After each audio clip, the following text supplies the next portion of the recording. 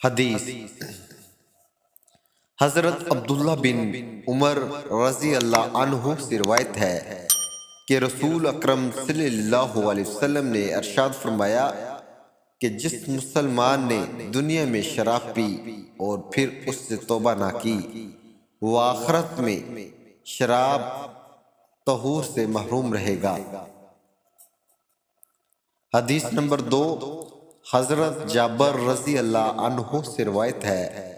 کہ نبی کریم رؤوف رحیم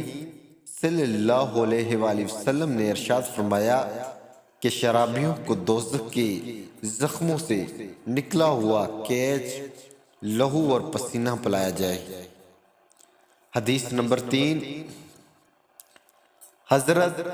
ابو ہریرہ رضی اللہ عنہ سے روایت ہے کہ نبی کریم رؤوف رحیم صلی اللہ علیہ وآلہ وسلم نے ارشاد فرمایا کہ جس نے زنا کیا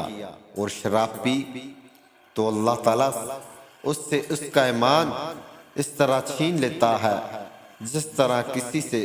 اس کے کپڑے اتروا لے جائے۔ حضرت عبداللہ بن عمر